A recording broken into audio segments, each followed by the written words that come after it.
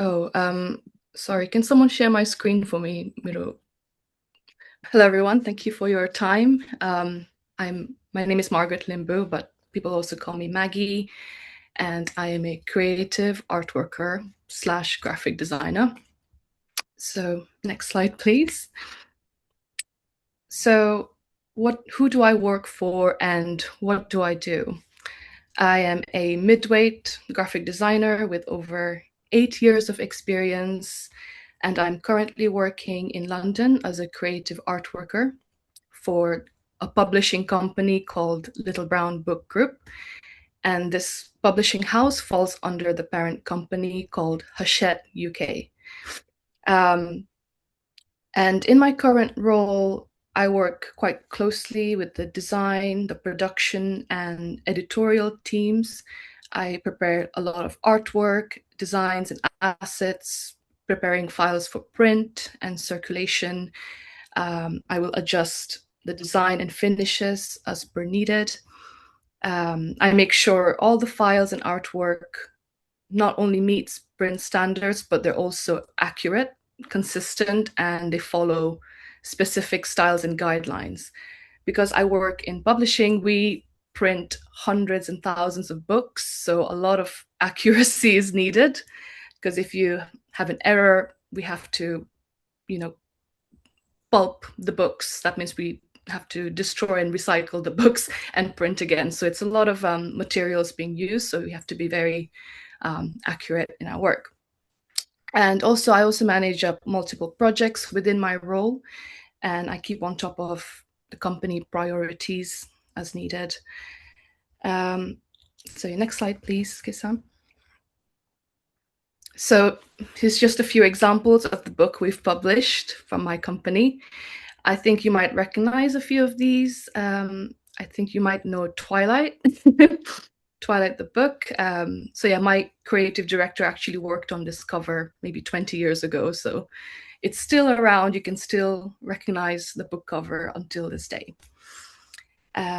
So yeah, that's just a few of the books that we've published recently. And in the next slide, I'll talk about our design roles in publishing. So I'm a creative art worker. In my role, I don't really design artwork from scratch. That's the role of the designer. So what I do is more of a technical role where I prepare artwork and files for print. I will make adjustments as needed. So it's quite a variety of different tasks in my day-to-day. And this hierarchy of a design team is quite similar in a lot of different industries. So in a design team, you normally have a creative director who manages projects for the team. He is the design lead. He will handle all the big stuff. And then you have your studio manager who delegates tasks, make sure everyone's workload is balanced and fair. And then you have other roles under it, like the creative art worker. You have your senior designer, midweight designer, junior designer. And you also have your art directors who give you design direction. So they've got quite a few years of experience under their belt, and they normally help the designers answer the briefs.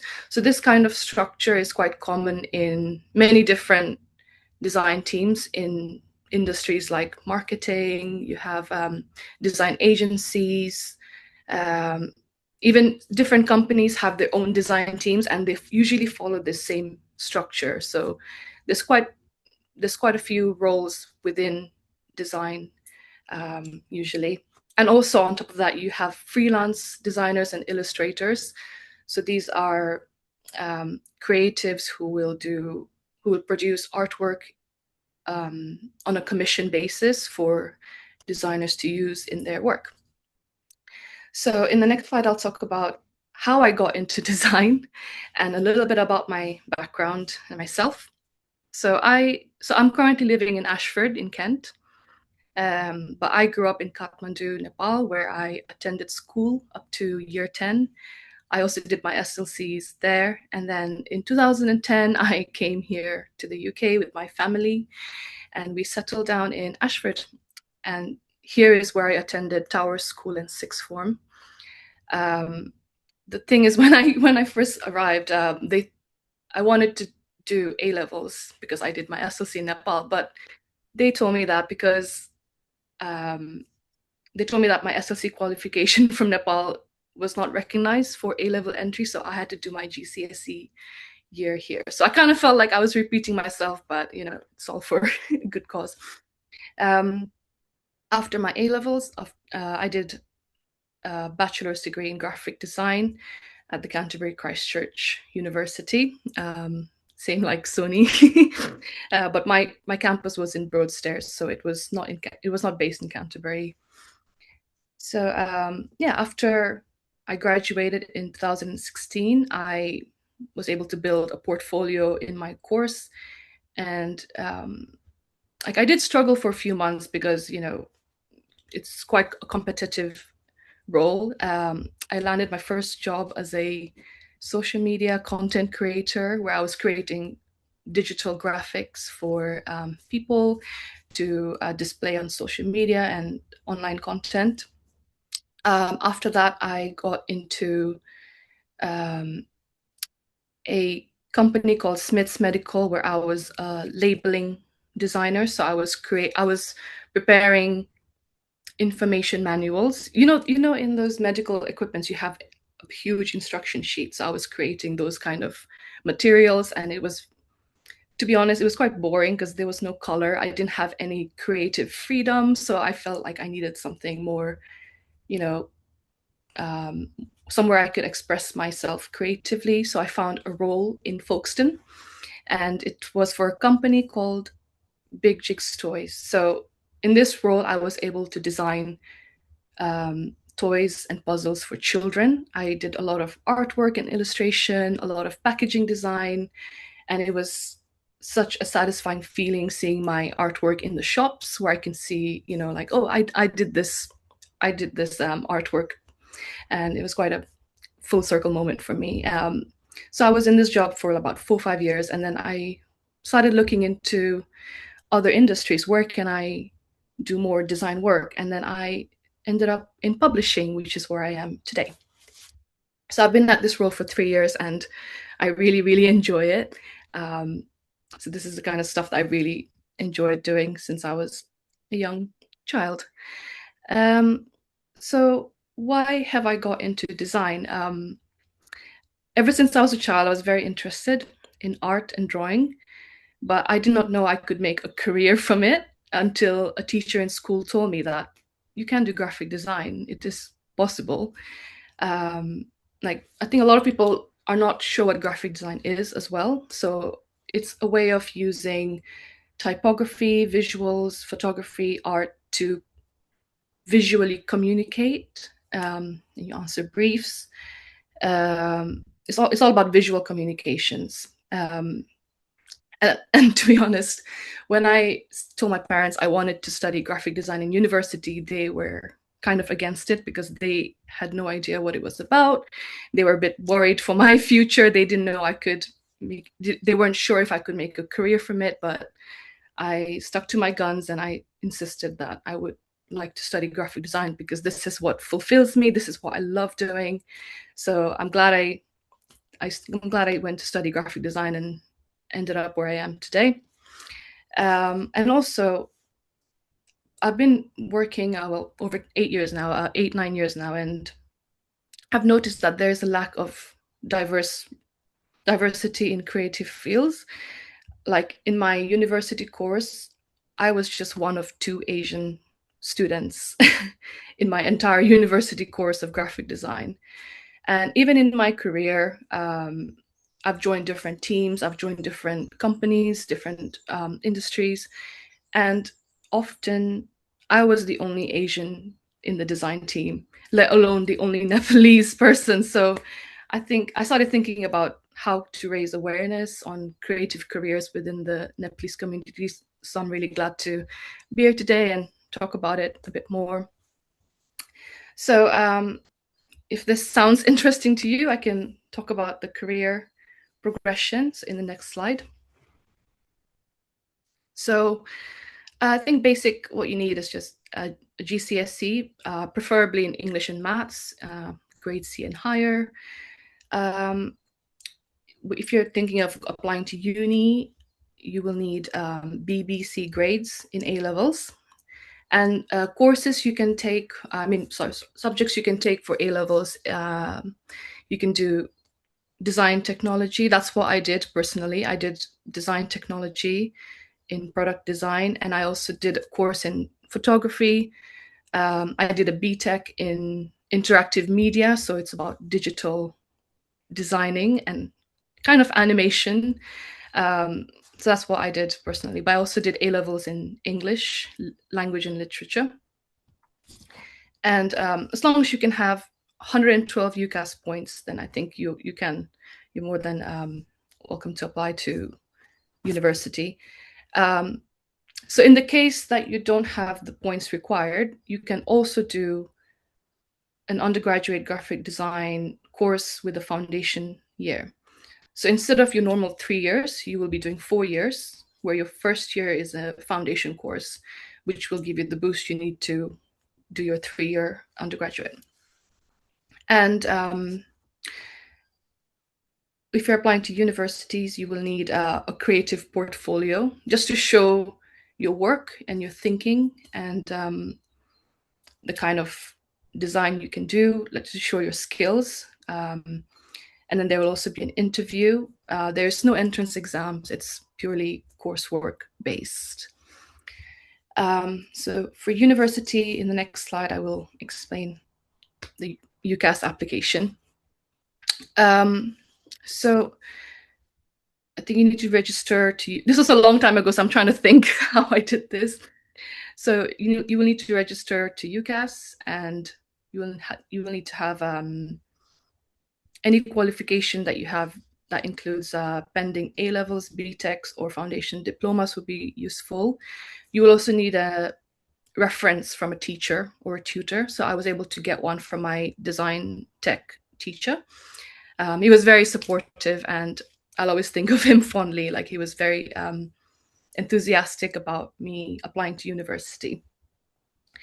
And also you will need a portfolio as a separate submission. So this is quite important because it's required by most universities, because they want to see your design style, what you can do. Like, you don't have to be perfect, but as long as you can show your creative thinking and explanation, then that would be really good. Important skills, like I said, you don't need to be an expert, obviously, because you're just starting out new. But if you have like the technical skills, if you're quite good with technology, that will be quite beneficial, along with your creative passion and thinking. Like I said, I was quite interested in art and drawing since I was a child, so that is also quite useful. You can also show your skills in visual research, concept development, and visual communication.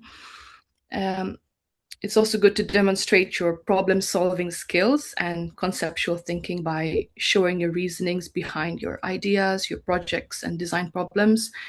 So yeah, these are the kind of things that's quite useful during your university interviews if you're thinking of applying. Personal statement tips. I think I would structure this in 3 parts as well.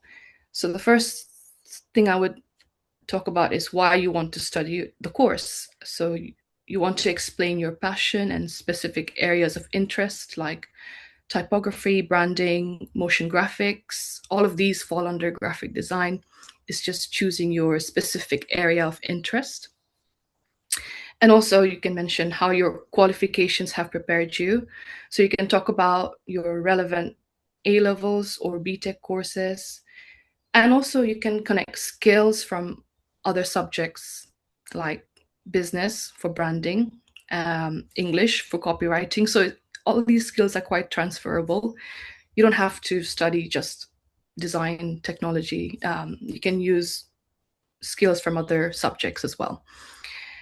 So you can also talk about how you have prepared for studying graphic design in uni by talking about your work experiences, any workshops you've done, online courses, any self-initiated projects. You can show what you're passionate about in your work, in your drawings, sketches, illustrations, anything you can show. That would be really good. So a main tip I can give you is that it'll be good to share your creative perspective, your cultural influence, and your personal style and aesthetics. So it's very individual based. That's what I can say about it. And in the next slide, I'll talk about my university experience. So after I did my A levels, I studied graphic design at Canterbury Christchurch Uni for 3 years. And this was where I started learning more about graphic design. The course is laid out in such a way where you can try different types of design, like typography. You can do a bit of branding. You can do motion graphics, animations. You can also do a little bit of web design. And then in the second and third year, that's when students start to choose their specialized field, and that's where they focus on in the second and third year. And there's also a lot of collaboration with your fellow students in a studio environment. So this is quite important because when you go on to join a design team in your future career, you will need to collaborate with your colleagues, share design ideas, talk about concepts, and bring a project from start to finish. So yeah, it's quite a good skill to have. In our course, we were also given a live brief. So someone from a company in Kent, I think it was Saga, they came to us with a brief. They said we need some brochures designed for a holiday package. So we were given the chance to answer this brief and do some designing work in that sense. And at the end of the course, which is the 3 years course, we had a exhibition to show off our final project, and we also had a dissertation. So this is what you'll need to do, like to pass your course. So I've talked about my background. I've talked about university and all these things. I just want to talk a little bit more about publishing in general. So in the next slide, I will explain. Yeah, book cover basics. So what is a book cover? It's a title, it's the author name, and it's an image. And when you put all of this together, you get your book cover. Next slide, please. So how do we design for different audiences and genres? So books are so varied. You have literary fiction, literary, non-literary, you have fiction, non-fiction, you have different types of genres, and all of these things have very specific style and language that you use in your visual imagery. And I thought we could do like a fun sort of activity so you can get a feel of what designing a book cover is like. So in the next slide, there is a image on the left. So this is a book, an epic fantasy book. So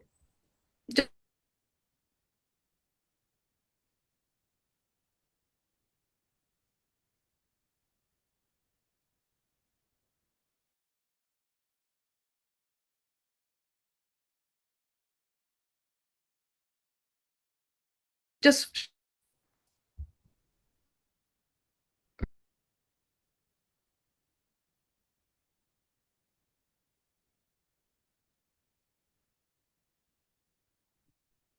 Hello, sorry. Okay, we can't hear you, or is it I can't hear people? Oh, sorry. Can you hear Oh me yeah, now? no, yeah, I can hear you now. Sorry. Okay. The next slide, please. So yeah, I think someone in the comments said option 2, which is, yeah, that's that's the aesthetic that we would normally go for this genre of book. So in the next slide, you can see other examples of science fiction, fantasy book covers, and yeah, that's quite an interesting way to look at a book cover. I have another example in the next slide. So again, in the chat, you can choose the option which image you would pick for the thriller book. So the first image is quite quite cool, quite calming, and so is the second one. It's quite cozy, it's quite warm, and then the third one is quite stormy. It's very dark, it's very atmospheric. So if you were a book designer, which cover would you choose? So in the next slide, you can see which image was used for this particular book. And I think in the comments, everyone has picked 3, so that's great. So in the next slide, I'll talk a little bit more about the day in the life of a book cover designer. Next slide, please. So in my day-to-day, I use the Adobe programs like Photoshop, InDesign, Adobe Illustrator. We normally use Apple products like MacBooks, iMacs, and we also use a drawing tablet to do digital drawings to use online. And this photo is an image of our office in London. It's near Blackfriars Station. So it's quite a fancy office. It's got loads of books everywhere. It's quite a nice environment to work in. We also use Outlook and Teams because we collaborate with our colleagues. We talk about projects. We do a lot of collaborative work. And down here, like in the middle, in the bottom row, is different types of print materials and finishes that we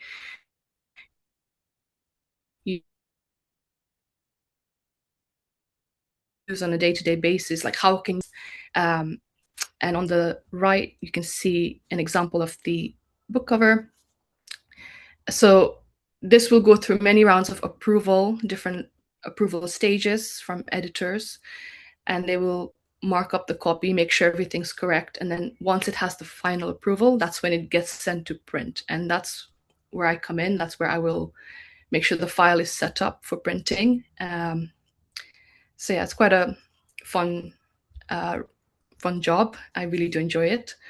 And we also have a lot of visual meetings, cover meetings, where a lot of design decisions are made on a book cover, like in terms of marketing, how it looks online, how it will look in the shops, and is it trying to convey the message we're trying to talk about. So yes, a lot of teamwork just for a single book cover. So it's quite this is a short insight on what we do on a day-to-day basis. And I think we've reached the end of my presentation.